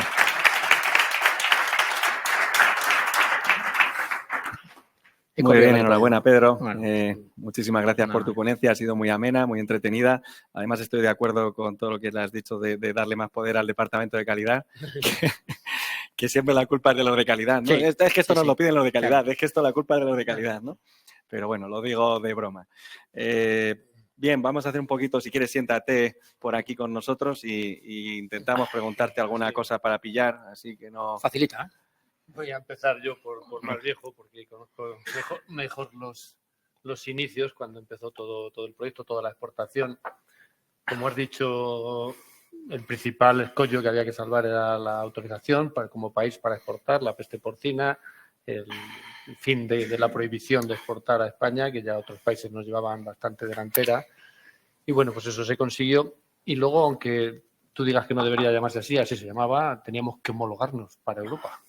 Las empresas tenían que homologarse para Europa y, bueno, no sabíamos lo que era. Nosotros tuvimos la suerte de que en aquel momento pues acabamos de hacer una planta nueva, tenía azulejos, que parece que lo que hacía falta para homologarse. Bueno, tenía una estructura más o menos coherente y conseguimos la homologación en la primera tanda, pero hubo gente que le costó bastante trabajo y fue difícil. Yo entiendo que tú, desde tu perspectiva inicial ahora, pues habrás visto un cambio enorme en la evolución de las instalaciones de aquellos primeros años ahora, ¿no? Me imagino que conocerías secaderos con cuerdas, sistemas primitivos. Tremendo. Es decir, fíjate, en aquel momento se veía claro cuál era la exigencia de la Unión Europea, un poco una norma de decir, oye, es un país que ha entrado, evidentemente a nivel alimentario va a demostrar diferentes velocidades, porque no que todo el mundo llega a cumplir la intracomunitaria, pero con el paso de los años es que incluso los de sanidad me han llegado a decir, oye, es que ha venido una visita, por poner un ejemplo, ¿no?, de Corea del Sur y han visitado empresas que no cumplen ni la intracomunitaria. Uf, ¡madre barbaridad! O sea, diciendo que había dos velocidades y eso es lo que no se entiende en los países terceros, ¿no? Pero efectivamente yo he vivido empresas, he visitado empresas en esos años que prácticamente, bueno, algunas estaban por cerrar. Pero es verdad, te lo decían, no, mira, esto está por reformar, hemos comprado unos terrenos, tenemos pensado levantar una planta y tal. De esto yo diría que casi todas las firmas han hecho eso. Bueno, una de ellas está, efectivamente, ¿no? Yo me acuerdo de empezar en el año 80, desde la planta vuestra es el año 86, el año 90, las primeras visitas, la primera planta. Sí, antes del 86 teníamos la planta del abuelo, que, por ejemplo, y a mí me acuerdo mucho cuando en aquellos años empezamos la exportación, empezamos con Francia. Y bueno, pues era aparte de todos los permisos y todos los trámites legales, pero aparte de eso, pues había que hacer cosas que hoy nos parecen tan obvias que casi da vergüenza de contarlas, pero que parecían un mundo. O sea, realmente había que etiquetar los jamones pieza a pieza, que bueno, que era algo que hoy parece obvio, pero en aquellos tiempos pues a nadie se le ocurría. Los jamones se mandaban incluso muchas veces con una etiqueta que podía poner la marca, pero desde luego a nadie muchas veces no poníamos ni que era jamón, porque ya se veía, coño, ¿para qué va a poner jamón? Si se ve que es un jamón, ¿qué tienes que poner el nombre? Bueno, vale, pues pondremos el nombre. Fecha de consumo preferente, coño, consumo preferente, que de toda la vida, ¿verdad? Que se lo coman lo antes posible y que pidan otro, que eso es todo, o sea, eran cosas tan obvias hoy en día, bueno, de etiquetar el peso individual, de todas estas cosas. Nosotros hemos tenido problemas de que en algún momento, pues después de poner el pedido, coño, que no hemos puesto. Joder, ¿qué más les da si ya se ve? Realmente los sistemas de etiquetaje envasado, empaquetado, supongo que bueno, habrá visto una evolución impresionante, ¿no? Sí, lo que pasa, Juan Vicente, que en este área, para nosotros, como es un área tan evidente, pues no mostrábamos tanta atención, ¿no? Realmente lo que nos preocupaba era que el producto fuera en condiciones, ¿no? Y luego ya, pues de forma, no te voy a decir que colateral, pero ni accidental, pero sí vivías todas estas cosas, ¿no? Pues porque preguntabas o lo vivías o te lo comentaban, ¿no?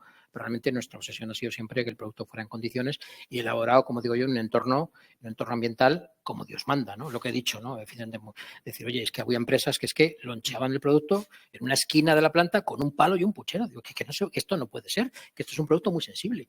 Y esta sensibilidad empieza a calar en las empresas cuando llegan los países terceros y empiezan a poner en solfa los riesgos en temas de seguridad alimentaria. Es decir, la posible aparición por malas prácticas de manipulación de patógenos, que eso sí que te limitan claramente y además te señalan, ¿eh? Te señalan.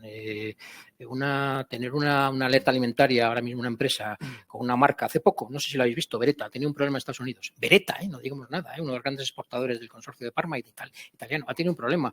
Es decir, el producto launchado es un producto muy sensible y efectivamente, Juan Vicente, lo que tú dices, el cambio fue radical, desde los cambios de estructura, de los cambios, es decir, la definición de flujos. Dices, pero sí que aquí no hay más que cruces. Es decir, nosotros tenemos alguna anécdota que no se puede contar, pero tremendo de decir, pero bueno, aquí es un cruce constante, esa empresa pero ¿y cómo está homologada? Bueno, pues por las diferentes velocidades y la manera de entender también de los servicios veterinarios de las comunidades autónomas, que también hay que entender también la administración siempre ha tenido medios muy limitados, ¿no? Pero yo creo que también es un tema de concienciación. En ese sentido hemos andado muchísimo. Y como he comentado antes, las normas BRC y IFS, que son normas de connotación de seguridad alimentaria, son normas de seguridad, pero con connotaciones comerciales. Eso ha obligado a la mayoría a hacer las cosas con cuidado, ¿no? Porque la seguridad alimentaria al 100% no se puede asegurar. En lo que más os afecta a vosotros, que sería en el tema de clasificación de producto, entiendo que ya hoy todas las empresas, por lo menos las del consorcio, tienen sus líneas, sus sistemas, sus procedimientos de clasificación. Inicialmente os encontraríais un poco de todo. Imagino que no siempre era la misma persona la que le clasificaba. No solo eso, cultura de selección de los 32 iniciales creo que había en una o en dos. No había selección. Yo recuerdo como anécdota a uno de los grandes jamoneros del grupo comentar a su encargado de producción, a su responsable de producción en planta, decirle, oye, pero este producto es una pena, este producto es magnífico, es un producto graso, tal, ¿por qué no lo aguantáis? Pero si te lo compran con 5 meses. Y luego son gente ahora mismo que está trabajando mucho lo que es la marca, ¿no? Es decir, son cosas inexplicables, ¿no? Sobre todo porque también ha cambiado el mercado. Ha cambiado el consumidor, ha cambiado el comprador, han cambiado las referencias. Pero contestando a tu pregunta, la cultura de la selección, realmente que yo recuerdo de los 32, solo había en 2 empresas, no más. Luego, cuando ha llegado el consorcio, ya empezó a decir, no, contenedores por aquí, una mesa aquí, 2 operarios, y vamos a pasar el producto por la mesa, que para nosotros es fundamental, importantísimo, pues algunos se echaban las manos a la cabeza. Diciendo, es que te revuelve media planta. Pues te revuelve, no, simplemente lo que hacemos es pasar el producto. Hemos avanzado mucho en temas estos, ¿no? Realmente ahora prácticamente no se descalifica mucho producto y si se descalifica es por un parámetro que es un auténtico caballo de batalla y que no hay madera con él, que es el concepto de textura. El concepto de textura. Por eso he dicho antes que un jamón no es un registro, nada, es que ya tiene un 35. Y bien. Y además, no, es que este jamón ya cumple. No, es que la máquina dice, es que mi especificación no. Tócalo. ¿Qué os voy a contar a vosotros? Que aunque cada vez se ha trabajado mucho más en la estandarización y en la recepción del producto, al final hay una parte muy importante, al final del ciclo, que se dispersa de lo que realmente queremos, ¿no?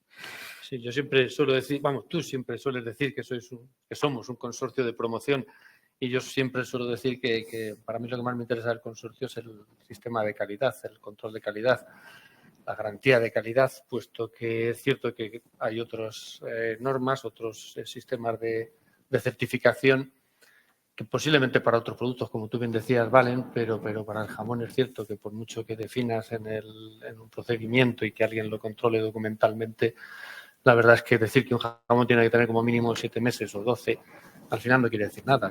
Realmente si un jamón es malo, cuanto más tiempo lo dejes, peor va a ser. Eso o sea que no realmente...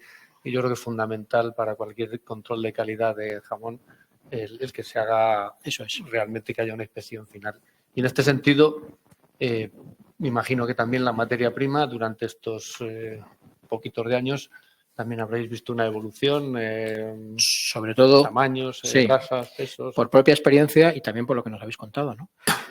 Antes realmente llevar un jamón a una textura adecuada, pues efectivamente no te costaba tanto.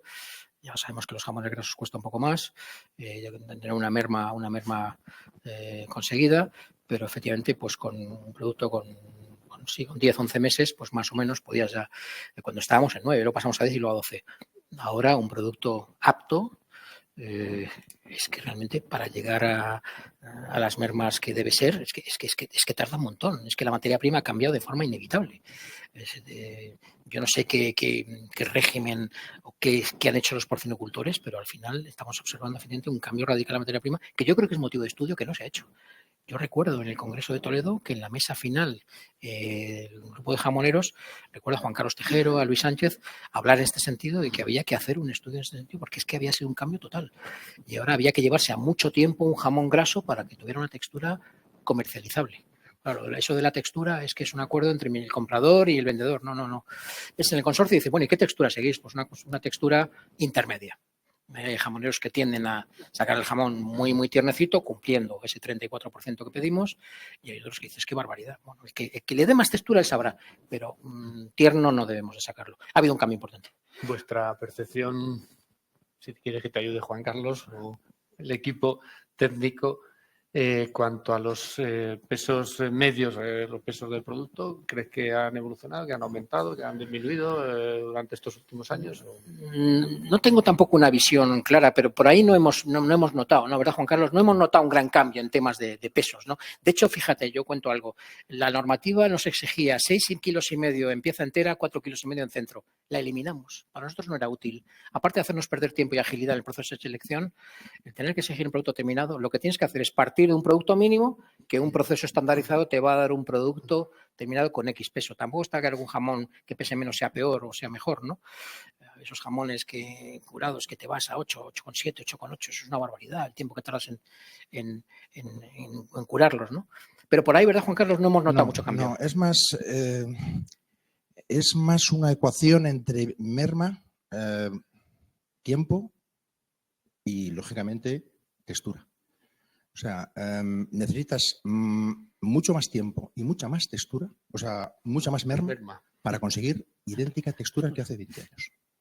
O sea, jamones con 37 semanas y con un 35% de merma hace 20 años son los que estamos haciendo ahora con 12, 13 y con mermas de un 38, 39. O sea, en pesos, no. En pesos, hombre, pesos sobre producto final sí, porque se han mejorado rendimientos, nada más. Pero partimos de unos pesos más o menos parecidos. Se juega entre 10,5 y 13,5 para conseguir pues un jamón medio entre 7 y 8,300. ¿Y los niveles de sal o el grado de mantecado de los jamones ha evolucionado durante...? Sí. Es difícil tener una perspectiva porque no tienes la foto fija de hace 30 años y para ir viéndola, pero vuestra percepción... Yo creo que se ha mejorado. O sea, también habrá influido en la textura, en necesitar más tiempo en alcanzar esa textura. O sea, creo que es más difícil ahora encontrar piezas que se mantequen con máquina o con pistola. Y creo que es más difícil encontrar ahora jabones que se mantequen fuera de un tiempo. O sea, menos problemas en cuanto a reblandecimientos porque se mantecaba mucho antes de lo que se debía. En eso creo que sí se ha mejorado. Y el que estén con menos sal, seguramente que hace 30 años, 35 años, también seguramente haya hecho que las curaciones sean necesarias, que sean más largas para conseguir las mismas texturas. Seguro. Sí. Yo yo sí lo he pensado muchas veces en el sentido de decir, vamos a ver, el jamón blanco de curación más bien larga es un jamón en peligro de irse. ¿Por qué? Pues porque las presentaciones comerciales te están llevando a un jamón loncheado que se busca poca grasa, porque lógicamente se te caen rendimientos, ¿no? Y que esté tierno, porque lógicamente a nivel tecnológico conviene. Y la otra presentación que más crece ahora son los porcionados, los medios bloques, que hemos acostumbrado al cliente a evaluar la textura si consigue o no meter el dedo en el bíceps. O sea, los alemanes son expertos en esto. Esa es la textura. Claro, para conseguir eso, y más en un jamón mayoritariamente con piel, tienes que irte a jamones muy mermados y muy magros. Entonces, claro, si las tendencias de consumo te llevan a un jamón magro blando o magro duro, pero magro, mal vamos. Por lo menos en cuanto a selección, filosofía, consorcio. Claro. Nosotros siempre hay una cosa que no perdonamos y es el jamón tiene que tener un mínimo de grasa. ¿Dónde reside el sabor de los alimentos? En la grasa, mayoritariamente. Entonces queremos, no. A ver, lo que pasa es que muchas veces confunden. A veces era tan simplista como decir, oye, mira, que no, que el jamón sin grasa, ¿por qué se me la rechazan? En producto terminado. En Francia, por ejemplo, pues se hinchan a comer foie. Lo que no quieren en Francia es ver la grasa. Verla les supone un tal. Es decir, rebájalo, quítala hasta un límite. Pero jamones magros, para hacer jamones magros no hace falta un consorcio de promoción, ni el dinero de la administración, ni el esfuerzo que hacemos. En esa línea te iba a hacer yo una pregunta respecto al tema de la grasa. ¿El consorcio está tratando de educar a esos consumidores, a esos prescriptores? ¿Está haciendo algún tipo de formación que pueda permitir que ellos conozcan eso que acabas de decir, ¿no? El tema de la grasa, el tema de vehicular todos esos árboles, aromas. Hacemos formación, Alejandro, pero ni lo mencionamos. Directamente digamos, la educación o la estrategia es que en la planta no la terminen de eliminar y cuenten con jamones. Como mínimo, el semilla, sabes que es semimagro o semigraso. Como mínimo con esos jamones. Por todo lo que supone además un jamón mucho más equilibrado, mejor llevado, más tiempo, lo que supone el tiempo, ¿no? Pero nosotros no, la mención que podemos hacer la grasa. La grasa no es tan mala como se dice. No tampoco venderlo como un factor positivo. Pero indudablemente es que hay guerra contra la grasa, es que aquí en España también. Yo compro muchísimo jamón al corte, muchísimo. Y muchas veces directamente cuando ya veo un buen corte me coge el trozo del charcutero y directamente va a quitar la grasa. Digo, ¡ey, quieto, ¿dónde vas? No me quites, no quiere usted, no me quite la grasa, por favor. Es usted un poco especial, digo, sí. Bueno, al final se nota uno que sabe, digo, bueno, muchas gracias. No me quite la grasa, por favor. Es que el 90% quita la grasa, bueno, pues a mí no me la quite. Cuanto más mejor, sí, me quita un poquito esa rebaba que cuelga, pero nada más, ¿eh? Es que es algo increíble, ¿sabes? Y esa batalla la verdad es que la tenemos difícilmente ganable, ¿eh? Es muy complicada. Porque al final si queremos un producto que sepa, muy equilibrado, que no esté sal, que no sepa sal, tal, y sobre todo que nos guste la grasa. No, yo creo que ahora tenemos el ibérico que tiene, y es un producto de tal, grasa. Ahora tenemos que formar, yo creo, en eso, ¿no? Sí. Porque si tenemos de los grandes macronutrientes, por así decirlo, ¿no? Proteínas, grasas y carbohidratos, los azúcares concretamente están súper demonizados, lo único que vale casi son las proteínas, creo que las grasas van ganando enteros últimamente, ¿no? Sobre todo las de calidad, como suelen ser las del jamón curado, ¿no? Pero Alejandro, la prescripción durante muchos años, tanto en el comercio como desde el punto de vista de los profesionales de la salud, ha sido no como usted grasa. Y el jamón, por desgracia, tiene dos productos que le ponen en sospecha. Uno es la grasa y el otro, evidentemente, es la sal. Queremos o no la sal, el sodio, obviamente, ¿no? El tema del all natural, que antes has dicho que era un activo muy potente y que era casi necesario ahora para abrirse paso en algún mercado. La exportación va funcionando sobre todo en los países anglosajones. Lo vamos percibiendo por las presentaciones que van haciendo algunos socios, ¿no? Y sobre todo también porque esté mejor o no, que yo creo que especialmente, yo creo que es un jamón desde el punto de vista sensorial, hacedlo, no es un jamón distinto, es que se está utilizando como factor de competitividad. Mi jamón no lo tiene, el tuyo sí. Y estamos afeando a aquellos que están utilizando conservantes, ¿no? Yo creo que es un producto de futuro. Creo que además, sobre todo, ya te digo, los países anglosajones empieza a ser un santo y seña. En Estados Unidos lo natural está teniendo cierto desarrollo y tiene que ir a más. Pero bueno, como he dicho, hay otra serie de apelativos que se están imponiendo, ¿no? Al final, pues yo lo que busco es que el producto, efectivamente, ya no que esté bueno. La gente lo que está buscando es que sea nutritivo, pero sobre todo los menores de 35 años. Es una barbaridad, ¿eh? Cómo está imponiéndose, primero la herramienta que tienen ellos con el móvil para saber comprar y luego que cada vez yo veo en los lineales, me imagino que vosotros también, gente que mira realmente la composición del producto, ¿eh? ¿Sabes? Cuando ya cuento mirando diciendo, perdón señora, ¿qué mira usted? Y dice, es que este no tiene conservantes. Oye, pues es verdad, lo mira y dice, pues no lo sabía, es verdad. Y a ver, ¿qué marca es? Sí. O sea, la gente cada vez está apretando más. ¿Y crees que el sector en ese sentido es consciente de la importancia de los nitrificantes y sobre todo de que no se puede, que para hacer un jamón sin nitrificantes no vale solo con quitar los nitrificantes, que hay que tener otros challenge test o hacer otro tipo de... Yo creo que has puesto en la llaga. Nosotros estamos percibiendo que se está haciendo quizás de forma un poco alegre en el sector la eliminación o la reducción de los conservantes. Y cuando digo de forma alegre, es decir, tenemos constatado con estudios de vida útil, de riesgos sanitarios, etcétera, que realmente usted ha bajado la formulación y que eso no tiene impacto a nivel inicialmente de seguridad alimentaria, pero lo que sí creo que a nivel de mercado y a nivel de consumidor es una referencia que puede ir imponiéndose. De hecho, creo que este año o el que viene, no me hagas mucho caso, creo que este año Francia se plantea una limitación de los conservantes en los productos cárnicos. Y Francia es un país de la Unión Europea que está aquí al lado, ¿eh? Y si se impone por ley, los franceses, que yo diría que, fíjate, entre los dos países líderes compradores de jamón, que siempre fue Francia y Alemania, en el consorcio vimos muy claro que inicialmente había que ir a Francia. Francia mantiene un cierto nivel de consumo, de pagar por un jamón bueno. El jamón serrano versus jamón de Parma, y esto es un estudio que hemos hecho el año pasado, es un producto que se toma como una especialidad para motivos de celebración. El jamón de Parma es más habitual, el jamón italiano es más de consumo habitual. El jamón serrano los franceses lo ven como un jamón especial, distinto. Pues si esto se empieza a imponer en Francia, puede marcar pauta. En ese sentido, ¿cuál es tu percepción valga la redundancia, de la percepción del consumidor europeo del universo jamón? ¿Cómo ven al jamón serrano dentro de todo el mundo del jamón? El serrano está claro que está íntimamente ligado a España. El concepto del apelativo serrano es, cuando hemos hecho alguna insinuación en el consorcio, es innegociable. De hecho, empresas que aquí no comercializan con el nombre serrano, sino con curado, fuera sí lo hacen, sí certifican esa parte de la producción bajo el apelativo serrano, pero yo creo que todavía a nivel de consumidor hay mucho desconocimiento. Es decir, va sonando, ¿no? Pero sobre todo en mercados de un cierto consumo. Por cierto consumo, estamos en hecho 12 millones de kilos, estamos hablando de 2 millones de piezas en Francia. Si aquí se consumen cerca de 30 y tantos y en Francia 2, fíjate si hay nivel de consumo, ¿no?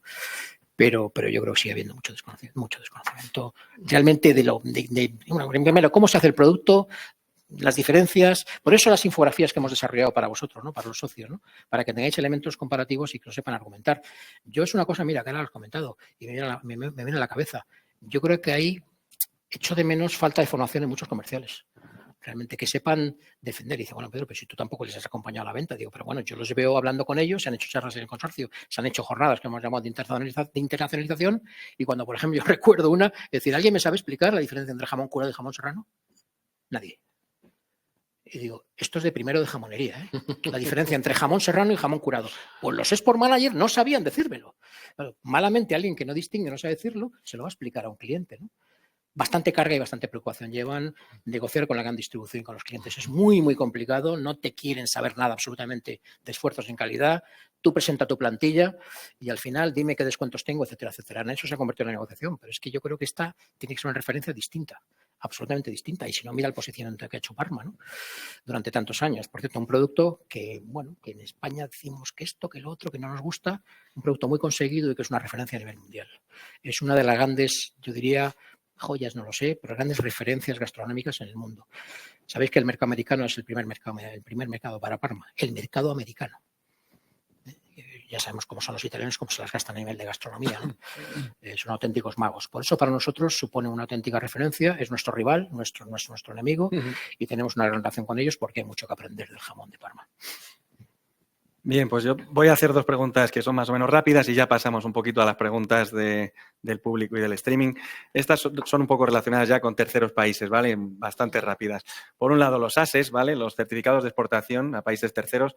Hay algunos que son muy antiguos. Los protocolos, los acuerdos que se ha llegado con los países son un poco anticuados ya, ¿no? Por ejemplo, el de Japón, me viene a la cabeza, pues habla de que los jamones, si no llevan nitrificantes, tienen que tener menos del 0,87 de actividad de agua, o si los llevan, tienen que estar 40 días en sal, ¿vale? Porque están pensando posiblemente en ese jamón de Parma y demás, ¿no? ¿Qué se puede hacer para actualizar determinados ASES? Hay, igual que ese, otros muchos ejemplos de otros muchos ámbitos. Me suena lo que me dices. Hemos trabajado muchísimo. Hace que se definía el consorcio lo revisaba, correcto, y hacía una serie de aportaciones al Ministerio de Agricultura, ¿no? Pero yo te diría, si estuviera aquí seguramente algún responsable de Agricultura y te dice, ¿funciona el mercado? ¿Han puesto alguna pega? No, sigamos así. Sigamos así. Porque es verdad, es curioso, además, fíjate, un mercado como Japón, se habla del año 99, recuerdo la rueda de prensa, estar además de Vidal Maté, me acuerdo del país, en la embajada española allí, embajada japonesa en la calle Serrano. Bueno, una expectativa tremenda porque se veía el mercado de Japón y es un mercado que, bien, siendo buen comprador, no ha tenido la presión que tenía. Y te diría, es que yo creo que solamente en 24, 25 años los japoneses han venido una vez. Es que, fíjate, yo creo que su manera de pensar es su cultura. Es que si yo considero que llego a un acuerdo con las autoridades y me dicen que se va a cumplir esto, es que confío en sus procedimientos. No es como los americanos u otros, ¿no? Es decir, con esto que de alguna manera entienden que es que no trabaja la alimentaria, mucho. Hay muchos casos de listeriosis en Japón de producto que ellos luego manipulan, ¿eh? Muchos. Yo he estado allí 2 veces, he hablado con ellos muchas veces, hemos quedado con algún importador y me los han contado, ¿no? Pero el caso que has puesto, ¿qué se puede hacer? Hombre, si vosotros entendéis desde el sector, desde las empresas, que hay alguna cosa que se debería mejorar en áreas de decir a alguien que se le ocurra para una mercancía porque se pone a revisar según qué parámetros, pues nos lo decís y lo planteamos. Para eso está el grupo Gárnico. Pero la respuesta, Alejandro, es que si funciona, no tocarlo. Bien, hay la última ya, ¿no? Que es relacionado con esto que hemos hablado, ¿no? A veces se dice que las exportaciones estén poco controladas por sanidad y agricultura, cada uno en sus ámbitos, retrasa mucho y dificulta un poco las homologaciones, las exportaciones, etcétera, ¿no? ¿Tú eres de los partidarios de que lo llevara solamente uno de los dos ministerios o...? Es que no puede ser.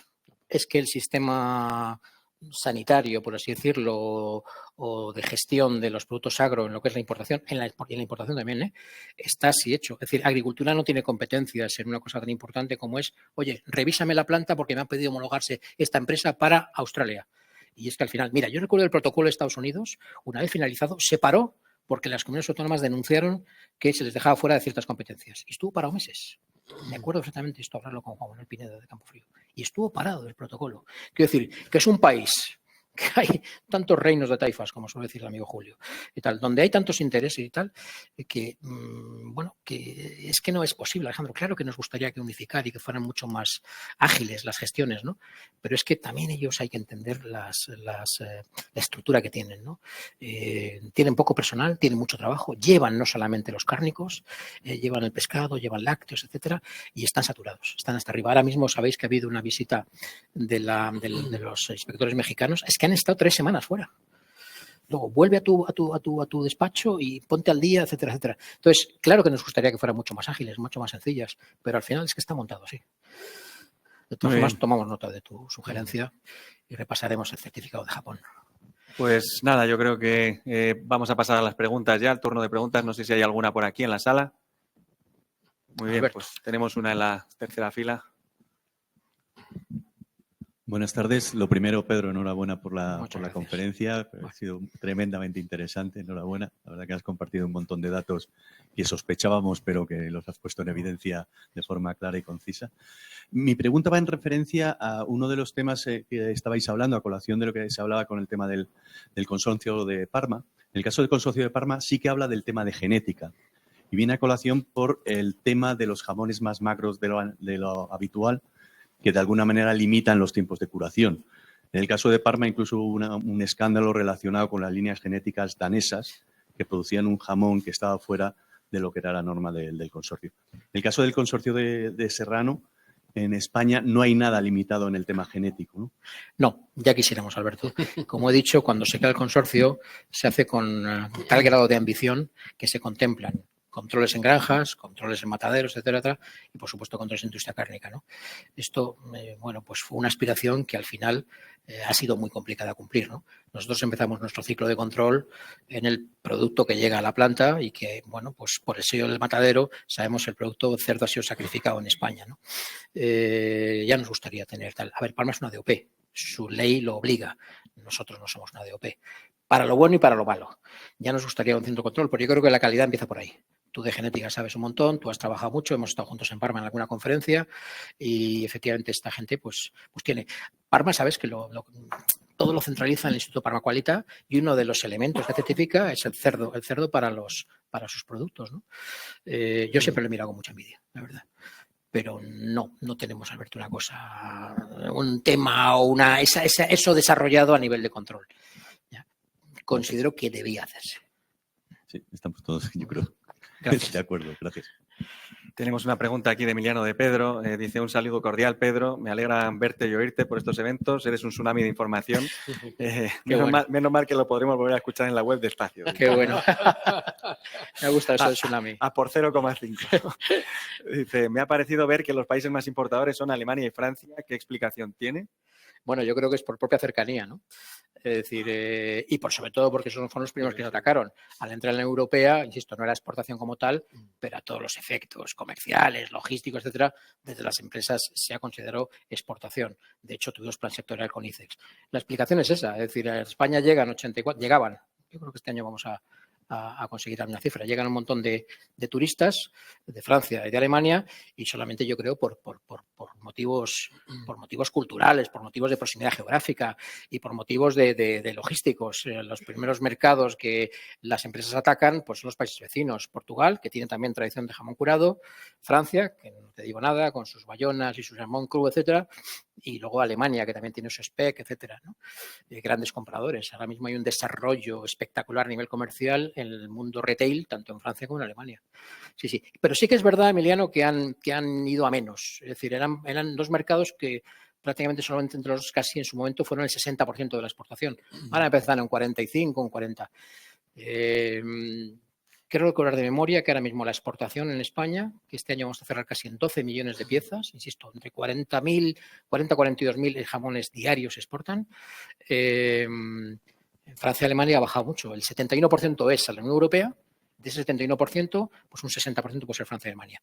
A ver, son países además, creo recordar, Francia son 65 millones de consumidores, Alemania 84, donde ya conocen y aprecian por motivos culturales, por sus vacaciones en España, porque el serrano lo conocen.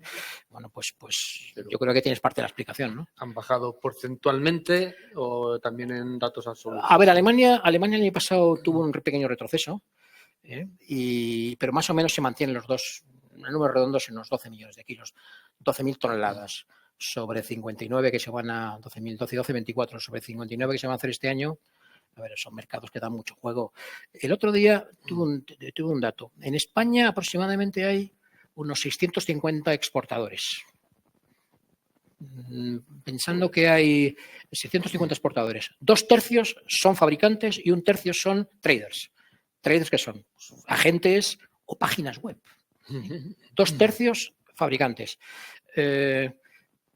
¿Cuántos de estos exportan a Francia? Me parece que me dieron el dato, son 158. Veintitantos es a Reino Unido, perdón, a Reino Unido bastantes. Veintitantos es a Países Bajos, 42 me parece que es a México, 30 y tantos al otro, no sé qué. Francia y Alemania, el mayor número de operadores. La mayoría además allí tiene filiales, tiene agentes comerciales, son mercados de un poder adquisitivo importante, en fin. Yo creo que hay muchas razones para que sean mercados de gran consumo. ¿Alguna pregunta aquí? Mira, tenemos otra. José Manuel. Pedro, enhorabuena por la conferencia. Bueno, gracias. Muy interesante, muchísima información. Estupendo. Y se agradece. Y has comenzado hablando del inicio del consorcio y de dónde venía por la peste, la BPA, y ahora tenemos un gran riesgo de BPA. Estamos rodeados por muchos países de Europa. ¿Qué plan hay en el consorcio en caso de que no llegue a España? Si hay alguna negociación con la administración y demás. Poco podemos hacer. Podemos hacer fuerza y podemos hacer presión. Me consta que yo creo que el Ministerio tiene un plan B. El equipo de Valentín tiene un plan B para si esto ocurre. A modo y manera que yo creo como Francia, que ya negoció, por ejemplo, con China, creo que con China, un plan alternativo de que si ocurre, pues aplicar un principio de organización. ¿Cuánto me extrañaría a mí que esto no ocurriera si viene a España? Que Dios no lo quiera, yo no sé si esto es madera o no, pero vamos a tocarlo, no, vamos a abrazarnos a ella, porque sería dramático que nos cerraran, que el 29% de nuestra exportación saliera. Curiosamente, uno de los países donde no se cerraría el mercado es Estados Unidos, que tenemos muy claro el protocolo con ellos, toda empresa que tenga la certificación adicional EIFIS, la que contempla lo que es la trazabilidad asegurada en su materia prima y que no viene de países afectados y respetas el protocolo que en ese momento entraría.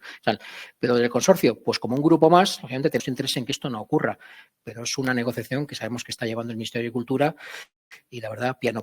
Lo que hay que hacer, como dice Valentín, es que no ocurre, que poner todas las medidas. Interpol está haciendo una buena campaña de difusión entre los porcinocultores, entre el sector, etcétera, ¿no?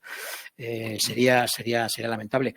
Bueno, yo he de deciros un tema. Algún productor este año ha crecido gracias a que los italianos han perdido parte de su mercado en mercados como Japón, por ejemplo.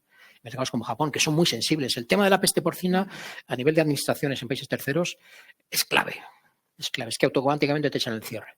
Bueno, ya tuvimos algún problema, recuerdo, con la gripe porcina en su momento, con las dioxinas tuvimos algún problema, que estaba en Bélgica, materia prima utilizada, se compraba algo de materia prima de jamón.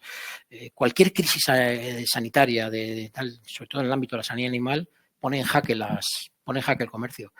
Entonces ya nos gustaría saber un poco más de lo que está haciendo el Ministerio en ese sentido, ¿no?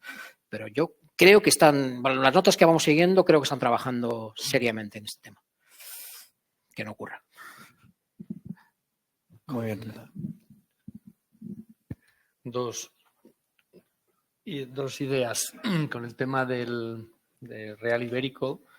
La experiencia, cuéntanos brevemente, y ¿crees que hay alguna posibilidad en el cercano futuro de crear un consorcio? ¿Tiene interés crear un consorcio de Ibérico? ¿Sabes lo que pasa? Bueno, yo cuento la aventura. El año 91, Juan Durán, que era el gerente del consorcio, de la misma forma que puso en funcionamiento la comercializadora, pues tenía inquietud, él era extremeño. Tenía la inquietud de que efectivamente el ibérico, tarde o temprano, iba a ser un producto demandado lógicamente, ¿no? Y entonces pusimos las bases se llamaba en ese momento, Real Ibérico era la marca, pero era un consorcio de productos de cerdo ibérico. No solamente se limitaba a jamón, sino que se pensaba también en los embutidos, ¿no? En el lomo y en el salchichón, etcétera, ¿no? Se creó porque había mucha expectativa, yo creo muy contagiados, ¿no?, de lo que había ocurrido esos años en el consorcio. De hecho, incluso la segunda junta directiva en el consorcio participaron los directivos de Sánchez Romero, que algunos dijeron, ¿pero qué hacéis aquí si esto es para Blanco? Decimos, es que nos han dicho que hay un proyecto de exportación, pues venimos a enterarnos, ¿no? A la siguiente junta ya no acudieron, ¿no? Pero es que eran unos años de muchísima expectativa. Entonces, respecto a Real Ibérico, funcionó muchos años, hasta el año 2007. Y yo creo que al final se vino abajo, pues porque no se debieron hacer bien las cosas. Nosotros te lo digo un poco desde fuera, ¿no? Perdió el apoyo del ICEX y al final no continuó y no continuaron muchos de los socios, porque hay una cosa muy importante en el ibérico y es lo decisiva que es la etapa de cría, de ganado, etcétera, a la hora de definir un producto. Yo creo que es un producto tan distinto, los productores son tan distintos, los mercados son tan diferentes, que es muy difícil realmente juntar en un proyecto asociativo bajo los mismos intereses a productores de tan diferente idea y estrategia comercial, ¿no? Los grandes líderes, los del sector tradicional, que ahora se han sumado muchos que no son del sector tradicional, que a lo mejor tienen una planta dentro del sector tradicional, pero comercializan un poco al amparo de lo que hacen a nivel de Blanco. He dicho que este grupo exporta unos 70, 80.000 jamones, no porque muchos lo elaboren, que muchos lo elaboráis o lo elaboran, pero otros simplemente por su exposición en el exterior. Yo soy una firma que no hago ibérico, pero simplemente tengo un acuerdo con la cadena, me da lo mismo, Tengelmann en Alemania, y le vendo mi jamón, mi embutido, y a lo mejor el directivo, el jefe de compras me dice, ¿tú me puedes traer 100 ibéricos? Claro que te los traigo. Y le es más fácil pedírselo a alguien que lleva Blanco que no a alguien de Guijuelo que no conoce, de Huelva, que tal y que cual, y que sobre todo pues les cuesta más porque están menos preparados. Ahora ya están muchos. Y hay muchas grandes firmas en ibérico que están muy preparadas para la exportación y están haciendo grandes cosas. Esa pregunta, Juan, pues yo creo que te la debería contestar el propio sector. Yo lo vería como interés, porque yo creo que estas agrupaciones son interesantes en sí mismas. Yo, me vais a permitir, reivindico desde aquí el valor y poner en valor el trabajo que ha hecho el consorcio estos años y que es un proyecto que todavía creo que sigue vigente en cuanto a objetivos y principios fundacionales y que está al servicio de todo el sector. Hay empresas que han entendido que les podía ir mejor estando aquí asociadas y otras que no. Yo sabes el dicho que tengo, ¿no? Por fuera vas más deprisa, asociado vas más lejos. Yo creo que es así. Y por último, por mi parte, una pregunta que no se puede quedar sin hacer. ¿Tiene sentido que promocionemos fuera de España algo que luego el consumidor viene a España y no lo va a encontrar? Me temía esa pregunta. Me la temía. A ver, yo me cuesta entender eso que sea así, pero el mercado nacional no se aborda. No sabe decirte exactamente por qué. Yo creo que estas empresas que se metieron en este proyecto, su expectativa cercana al 100% está en el mercado exterior y en esto han desarrollado sus estrategias, etcétera, ¿no? El mercado nacional tiene unas connotaciones tan distintas, un mercado tan maduro, tan difícil, pero que yo creo que sensible a un producto de calidad. Yo creo que hoy lo que se está comercializando en el mundo del serrano en España, pues en general deja mucho que desear, sinceramente lo digo. Y creo que es muy mejorable, salvo rotadas excepciones, ¿no? Pero que estamos sometidos mucho a la dictadura del gran comprador, el gran retail, que te está situando la calidad, también fuera, la calidad donde a ellos más o menos les conviene. Por cierto, ellos sin perder dinero. Nosotros en algún caso sí. Yo no he visto la tabla de precios, ¿no? Entonces, no tiene sentido, Juan Vicente, no tiene sentido estratégico. Esto es un mercado globalizado, efectivamente, donde vienen 84 millones de turistas, 6 o 7 por motivos gastronómicos. 6 o 7. 6 o 7 es un mercado, yo diría, no sé, como, no sé si Austria, ¿no? Hasta tendrá un poquito más, o no sé, Bélgica, no, Bélgica también, pero es un mercado curioso, ¿no? De consumidores, ¿no? Que ellos vienen a consumir mucho también ibérico. La respuesta, probablemente también haya una parte de razón en que como no hay un plan de promoción acordado, es decir, meterte en el mercado nacional sin un apoyo, sin una comunicación, sin una campaña previa que avise y que explique que hay una nueva referencia que viene de un grupo de expertos que ya tiene experiencia en la exportación y que tal y que igual, con estas premisas y con estas especificaciones de calidad, pues a lo mejor dirán, es que va a ser probablemente peor el remedio que la enfermedad, ¿no? Pero yo confío que antes o después se haga, ¿no? Ajá. Muy bien, pues yo creo que vamos a cerrar ya porque son las 6:30, así que nada. Perfecto. Muchísimas Muy bien. gracias, Pedro, y A vosotros. un placer haberte escuchado. Muy bien, muchas gracias. Muchas gracias. Muy bien. Estupendo. Me ha gustado lo de Tsunami Informativo de Emiliano, ¿eh? Ya le llamaré.